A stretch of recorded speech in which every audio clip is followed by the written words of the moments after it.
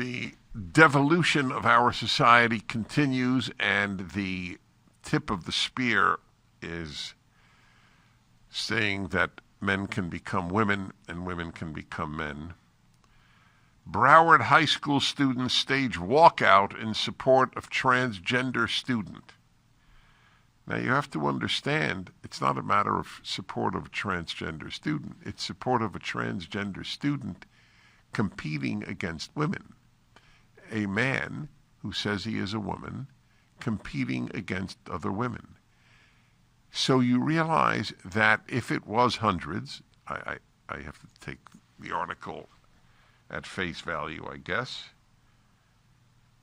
And if it was that amount of kids in this high school in Florida, they were marching against the women's team. They were not just marching for one narcissist. I say I am a woman, therefore I can compete in sports against women. That's pure narcissism. You can't get more directly narcissistic than that. I say X, the world will adapt to my saying I am X. It transcends arrogance, it enters hubris, and it confirms narcissism. So they are marching against their own girls' team. My God, I get to Florida often. I would love to speak at Monarch High School. Hundreds of students. You know, I don't buy this notion, well, they're kids, and what do you expect? Kids don't think clearly. First of all, kids can't think clearly if they're taught to think clearly. Okay, no, that's number one.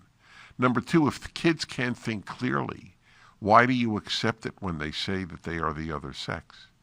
Why is that all of a sudden clear? So if that's clear, then these kids are clear. And you should be ashamed of every one of those kids who marched in that march. Those parents have wittingly, in many cases deliberately, and in many cases not, produced a fool, a moral idiot for a child. See, this is not a matter of accepting people at face value. This is a matter of destroying female sports. That's the issue. The issue is not, do we allow this person, if this person now looks like and acts like and takes a female name, it's none of our business. Fine, do what you want. It is a matter of, shall we protect girls in female sports? If I could ask them one question, if this is okay with you, then why do we have girls' teams? What would they respond? What would these pathetic kids... See, this notion of, they're just kids, don't attack kids, then why listen to them? We're told all the time, listen to kids, listen to kids. So you can only listen, but you cannot criticize or even attack. If they were 25 years old, could I attack them as moral idiots? At what age do you cease to be allowed to be? At what young age? In my religion, after 13, you're an adult. These kids are well over 13. Hundreds, they say. I really wonder if that's true. It might be. Staged the walkout during school hours. So, see, if we lived in a country that had rules, they would all be disciplined for walking out of class. But there's no such thing anymore. As my father used to say when I had him on my show on his birthday every year, biggest difference between the America he grew up in and the America of the time we were speaking was that the kids run the house, not the parents. The kids run the schools. In fact, the kids run the government. Leftism and childishness are very much related. I feel you will honor my feelings.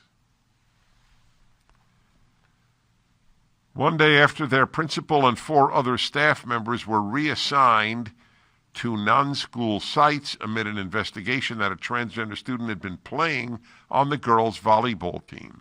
State law, God bless Governor DeSantis, called the Fairness in Women's Sports Act, prohibits transgender female students from playing on women's and girls' sports teams.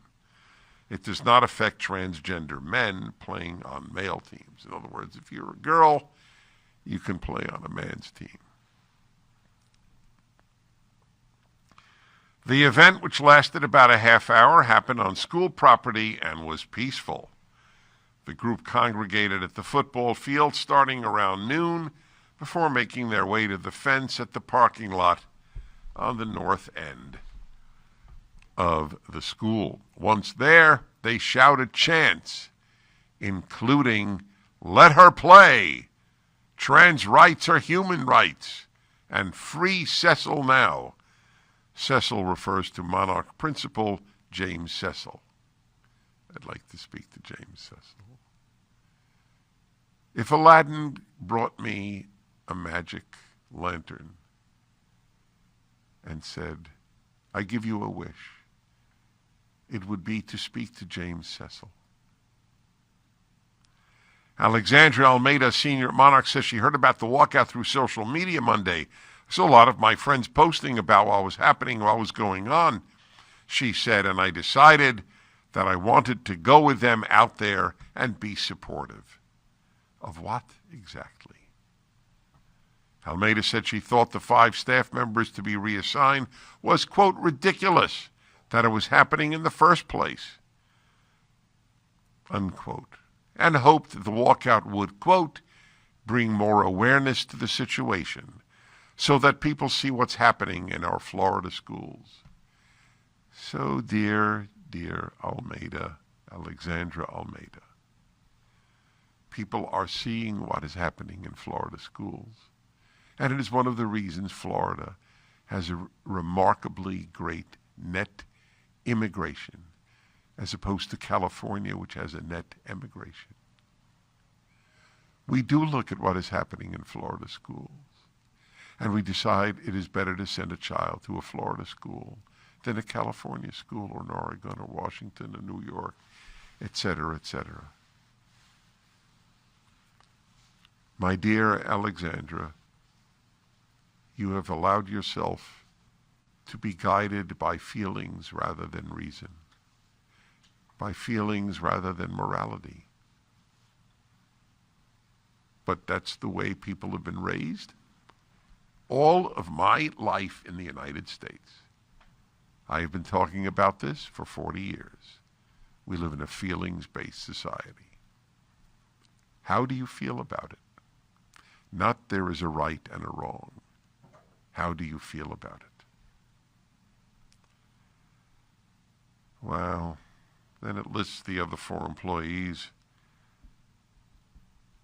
Finally, at a brief press conference Tuesday morning, Broward School Superintendent Peter Licata said he had heard some adults at the school wanted to start the walkout. He said the school district had reached out to staff there and to the Student Government Association about it. Quote, we understand, he said, who is this? Broward School Superintendent. Now please tell me what this statement means. We understand and we will always protect students. I don't know where it started from. I do know that we want to make sure students are safe. What does that mean? I'm not at all sarcastic. So what is his position on a boy playing on a girl's team? He's the superintendent of Broward Schools. What does he have a position? Students should always be safe. If you really want students always safe, you don't want a male body on a girls' volleyball court.